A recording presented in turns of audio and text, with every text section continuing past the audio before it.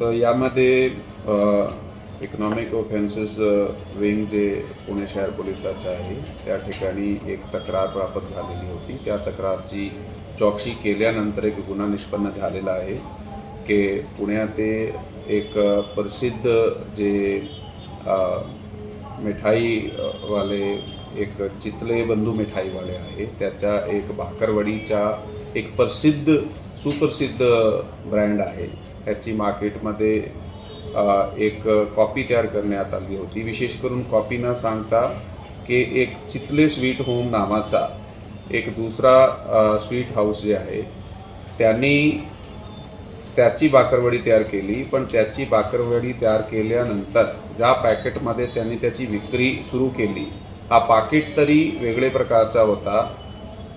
जसा की चितले बंधू मिठाईवालेचा पाकिट आहे त्या पासून वेगळे प्रकारचा होता. परंतु त्यांनी त्याची साईडवर त्याचा कस्टमर केअर नंबर, त्याच्या मॅन्युफॅक्चरिंग डिटेल जे सर्व असतात त्यामध्ये ईमेल ID, वेबसाईट डिटेल्स वगैरे आहे हा चितले बंधू मिठाईवाल्याचे वापरले आहे. आणि म्हणून काही जागा जसा जिओ मार्ट म्हणाला किंवा मोठे दुसरे काही जनरल स्टोर्स आहेत त्या ठिकाणी पत्तासुद्धा आणि डिटेलसुद्धा जे आहे चितले बंधू मिठाईवाल्याची देण्यात आली होती.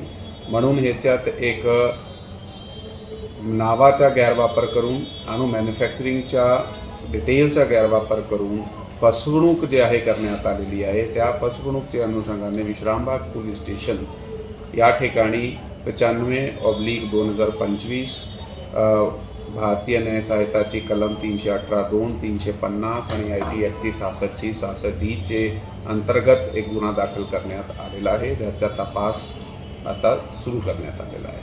सर, हा गुन्हा कुणावर दाखल करण्यात आले ते कोण आहे?